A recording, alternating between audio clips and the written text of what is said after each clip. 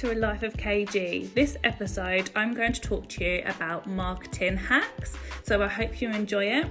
This episode is sponsored by KG Professional, beauty training provider that specialise in eyelash extensions, lash lift, brow lamination and nails. We also distribute products worldwide. If you'd like more information, go to kgprofessional.com. So I wanted to talk to you guys in this podcast about marketing and different hacks in marketing to make your business grow.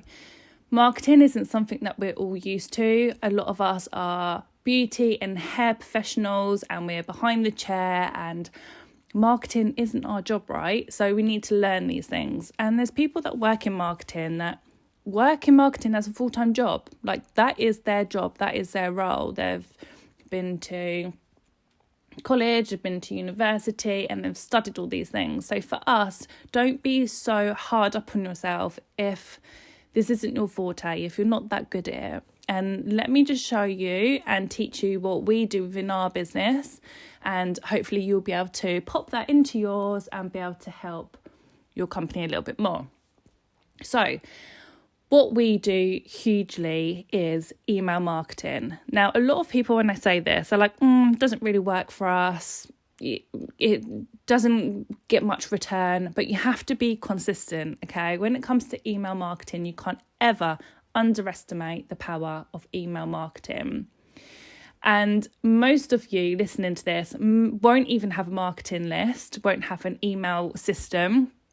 So you need to start building this. One thing when I do go into salons, because I go into salons quite a lot, different ones, try them out, just sometimes like to go somewhere else other than my own. And most of the time, people don't even get me to fill out a consultation form. Like, come on now, a consultation form, that's something we learn in college that we have to do for insurance purposes, to find out what the client needs, etc. But my main reason, obviously the health and safety aspect of it first, but my main reason and what I get my teams to do is I need people's emails. I need people's numbers. If I don't have their email address, that client is then, their data's pointless to me because I can't then go and market to them after, and that's what I need to do. And that's what I've always done since the beginning of business, even from when I had my model agency, 13, 14 years ago. It would have been 14 years ago now, God. I was massive when it comes to email marketing, and that's what grew my business. So then when I opened the salon, email marketing I'd done from day dot. There was not a decision of whether I should or whether I shouldn't. I've always done it, which is now why my email lists are quite big, and why I would say we're pretty good when it comes to emails. So when you're doing consultations with your clients, when your teams are doing consultations with your clients, please get their email addresses, because you can't do anything without it. So get their email address, and obviously you need their consent to make sure that they will allow you to email them. Some people don't want emails and they'll go, oh no, I get so much junk in my emails, I don't really want another one. So a way to get around this is send your clients birthday vouchers. So then when new clients come into the salon, or if there's a client that hasn't signed up for your marketing list, you can just say to them, do you want to receive a birthday voucher for the salon on your birthday? Of course, they're going to say yes. So you tick them into the email list. That's how we manage to grow our email marketing. So you're going to start building that. On a lot of salon softwares, they will have emails in with the system. So for example, we use Forest. We can do it all through Forest. Most booking systems now have an email section. So every single time your consultation card goes onto the system, that will automatically then feed through to the email system. If you don't have something like this on your booking system, then you can have MailChimp. So we have MailChimp for our other companies. If you're listening to this and you're a salon owner, or you're in beauty, or you're in hair, but you also have a training academy, you should also be doing this for your training academy. If you're not, again, you are missing a massive trick. So what you're doing in your salon business, you need to then implement into your other businesses that you have also, whether that's a product business, whether that's training, or whether that's something completely out of the industry, still manage it the same. So you want to build up that email list. Once you've built up that email list, you need to start sending emails regularly, okay? And be regular to what your regular is, okay? So what I always say is be consistent to your consistent. So what is your consistency? If that is an email once a month, make sure you send an email out once a month. If your consistency is once a week, send an email out once a week, and always do that, because your audience will get used to receiving emails at certain times. So you could say every single Monday at 9:00 an email is going to go out. Make sure that you stay consistent with that. If you think, okay, I have not got time to do this, I'm behind the chair, I'm running the business, I'm doing all the marketing by myself, then you can then do that once a month. But if you're consistent once a month, then your clients will know they're receiving an email once a month. They'll more than likely open it. When you first start doing email marketing, you won't see a lot of returns straight away. Okay, it's new. Clients aren't really used to receiving them. They're not opening them. They don't really know what's inside. So you have to make sure that you're doing it consistently to slowly start seeing the turnaround of them. So for us, in all of our companies, whether that's my salon, whether that's KG Professional, or whether that's my business mentoring business, we send emails out weekly. I have a team, so I'm able to be able to do that. I have someone incredible that helps me with all of my email marketing, so I can be consistent with that. When I was on my own, it would be every 2 weeks, but we've upped it recently to once a week. And people love our emails, and when we are needing a bit of a push in business, we know if we send an email out, we'll be fully booked, or we'll get more course bookings, or whatever that might be, because we know how to work it when it comes to our emails. So just a couple of tips. You always need a really good catch line, okay? You need to make sure that it doesn't fall into the junk or the spam. You can add an emoji on the subject line, but don't add too many emojis. Normally it's only a 1. And you really need to catch their attention. So there's loads of ways you can do this, but think about what is it that you're emailing the client or the student, and what would really entice them to open it. So think about your email. So when we wake up in the morning, lots of us check our emails. When we check our emails, if you're anything like me, you will just swipe across and delete without even opening them if the subject line isn't catching your attention. If that subject line is catching my attention, I won't swipe to delete it. I will open it and scan through it and see if it's taking my attention that way. So your subject line is absolutely key when it comes to email marketing. So if you're not getting them open rates that you want, then there's something wrong there. Okay, so just play around with that and see how much you can get people to open, because on your systems it will tell you what your open rate was off your email. Also, just so you don't get too bogged down with numbers, whatever your database is, so however many is in your database, when it comes to email marketing, it's normally 1% of people that buy, okay? So it doesn't sound that much. So this is why you need to grow your email marketing as much as possible for then that 1% to be actually quite a lot of people. So just a fact there, so you don't get too bogged down with numbers. If you're like, oh my God, only 1% of people brought into this, that's actually incredible. So just keep up with that. Then you want to make sure that your actual caption in your email, your content in your email is eye-catching. Gone are the days of newsletters. Actually, some of the salons I work with do newsletters once a month and it really works for them. But I mean, making sure that you've got that newsletter structure and it's very newslettery, that's kind of gone. What people like now is just to relate to a real person. So when I do my emails, it's very much coming from me. It's very much how I speak. It's very much I'm talking to you rather than everyone, and making it really personable, and people really like that. So yes, we will put pictures in, yes, we might put the odd offer in, but I'm talking to that person rather than everyone, and that really helps. So give that a go. Also, if you're doing it for your salon, you don't always have to be sending out an offer. Some people might like to receive an offer. Some people might like aftercare advice. Some people might like to know just what's going on in the salon that week. If there's any awards won, if there's any how-tos, like how to do something at home, like give them like how can they do face masks at home, or what products you recommend, or what products you have new in the salon, anything like that. So it doesn't always have to be salesy. Remember, you have to start building that rapport up with your clients and actually seeing that they're thinking, oh yeah, KG Salon's now sending me emails. I want to open it, because every single time they send me an email, it's really interesting.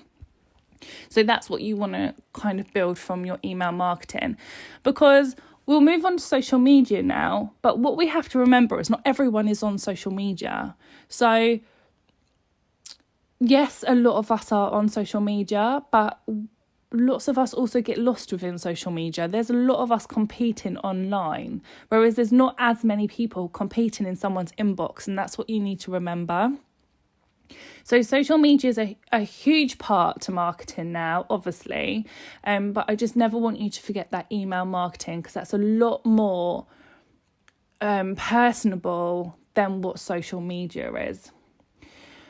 When it comes to small businesses, they put a lot of their energy into social media, and social media is going to be a huge part of your marketing. But like I said, it's best not to forget all the other ways of marketing as well. So there's obviously leafleting, there's text messages, there's your email marketing, like we've said, that you might want to start going down the press route and seeing what press releases you can get, because that's great marketing.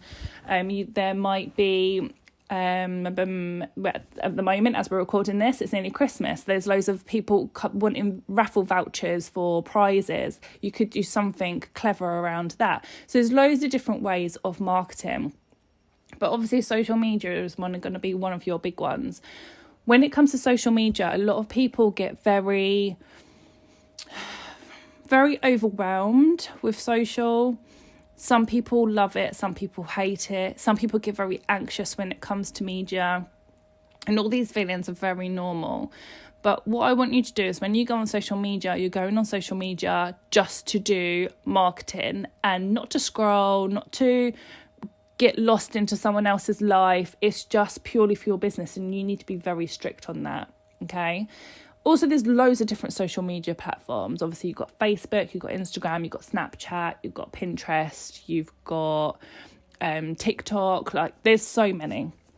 If you can be visible on all of them, that's great. So if you can have a profile on all of them, make sure your profile's good, apply content to all of it, then fabulous. But what you want to do is work on the 1 or 2 social media platforms where your clientele and your target audience is sitting. So for example, my target audience isn't on Snapchat. So I will post on Snapchat still, but it's not where I will focus my energy. My energy will focus on Facebook and Instagram. But I will still post on TikTok, I will still post on Snapchat, I'll still sometimes post on Pinterest and all the other platforms. But my focus will definitely go into Facebook and Instagram.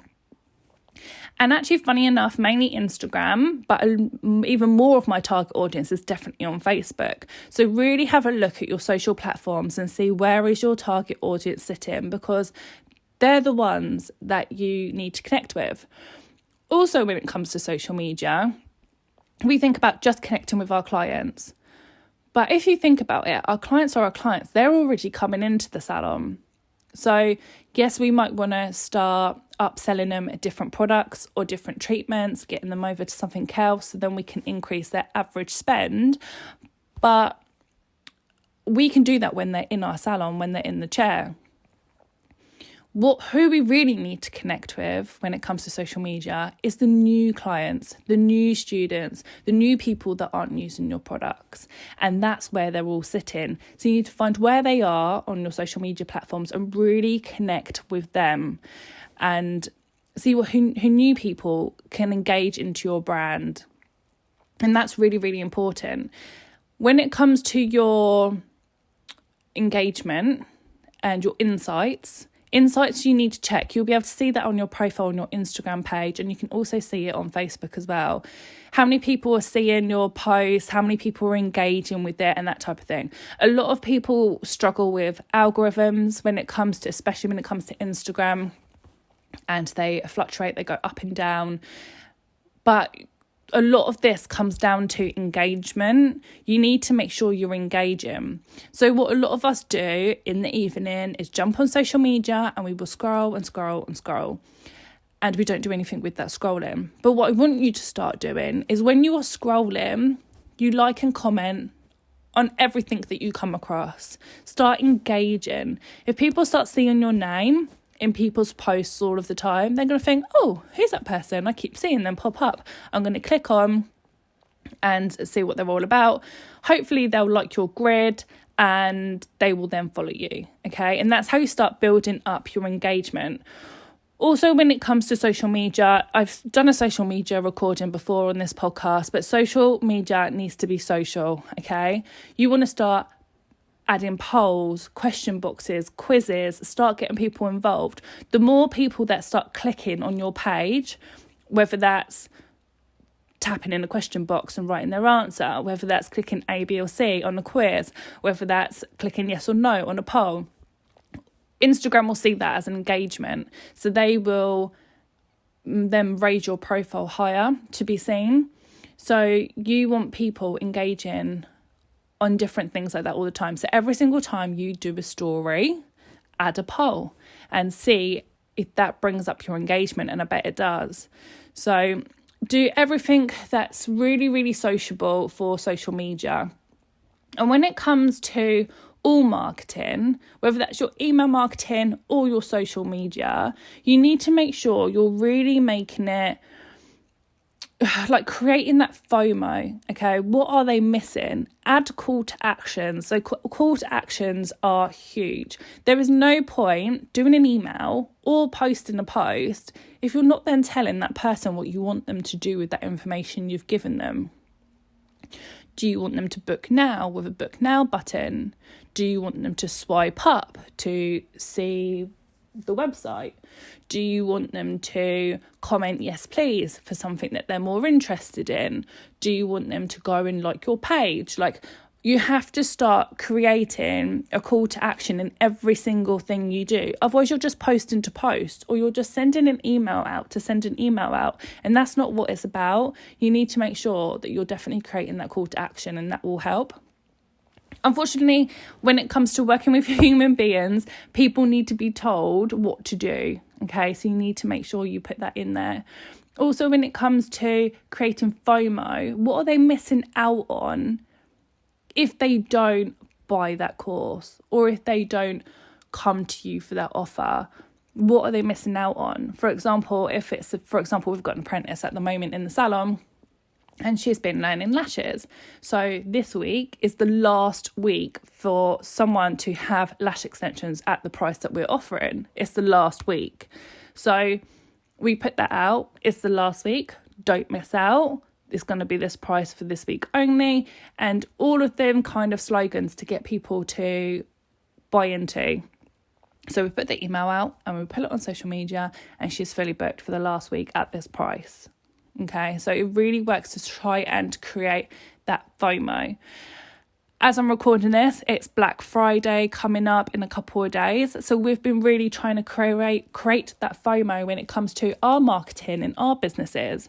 So you can see when we're trying to create FOMO, especially if we're doing a launch offer, or we are going to be launching a new product or a new service within the salon, we will do countdowns. We will do several emails leading up to that for people to guess what is coming. We really create that FOMO. Okay, so if you go onto my social media channels, you will see what FOMO we've created for what we've got coming up. So for my business mentoring, we've had crazy sales and offers when it comes to my business builder, or when it comes to coffee, cake and chat, and these prices won't ever be seen again. So we've created that FOMO because people don't want to miss out on that price if they're never getting it again. With KG Professional, we're going to be having a crazy sale there, which we won't have again for a whole year. So we're creating that FOMO and we're doing countdowns and we're really making it exciting. So you need to make sure that you do that and plan that within your marketing structure. My last point is going to be connecting with other businesses. This is a great marketing tool, guys, okay? And lots of us forget this. Connecting with other businesses is key. There is so many businesses that have your target audience. So let's think about it. If you're in beauty, there'll be a hairdresser down the road that has your exact target audience. If you're in hair, vice versa, there'll be a beauty salon that's got your target audience. If you do just lashes and don't do nails, I'm pretty sure there's a nail tech that has your target audience and you can swap. Okay, if there is a florist, they will be connecting with lots of women. If there is like an event company that do, all the pretty balloons and everything that you see everywhere now, that's going to have your target audience. If there's a candle maker, that's going to have your target audience. If there's really fancy restaurants or Instagrammable restaurants, they're going to have your target audience. Really think outside the box of how many businesses you can connect with. Because if you're being active on their social media platforms and on their posts, their audience is then going to see you. You can also connect with them by doing email marketing, cross-promoting each other. See if they do email marketing too. Can they do a shout out for you and they do and them do a shout out for if you do a shout out for them and them do a shout out for you. That's what I was trying to say. What a tongue twister that is. So see what businesses are locally to you, and trust me, there will be hundreds if you really do look, and it will be a game changer. There's all that audience out there that you haven't even connected with yet. So really have a little research and connect with other businesses. And since COVID as well, it's always been like this, but very much since COVID, everyone's supporting small. Local wants to stick with local. So it's a great chance to get on this. And the last thing I want to leave you with is you need to be seen 7 to 14 times before a customer trusts you to come to their business or to buy a product, okay? So 7 to 14 times. Before social media, that was something like 3 to 6 times someone needs to see you. But now with social media, that's gone up to 7 to 14 times before a client will trust to come to your salon or to buy your product or to buy into your courses. So you need to make sure you're using all of these ways to get in front of your potential clients to speed this process up. Anyway, I've rambled on way too long. I hope that helped. Please drop us a message if you liked it, if you actioned some of these things that I've told you today, and also if you are interested in joining Coffee, Cake and Chat. So if you're a salon owner listening to this, not all of you will be, but if you are a salon owner listening to this, join us for Coffee, Cake and Chat. It's a monthly subscription, and every single month there is a live Q&A. So we all come together and have loads of questions that everyone wants us to answer, and the other salons also help because everyone has great ideas. And we also have a live mentoring session with me. So every single month there's a different subject and everyone jumps on a Zoom with me and we do live marketing, got marketing in my head, a live mentoring session. What's wrong with me? I'm talking about marketing too much.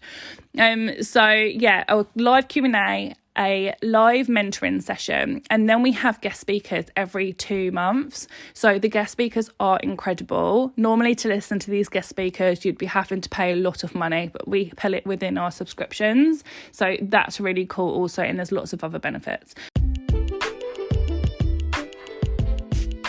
But I won't ramble on about that too much. If you're interested, then drop me a message. If you're listening to this before Black Friday, you get 40% off.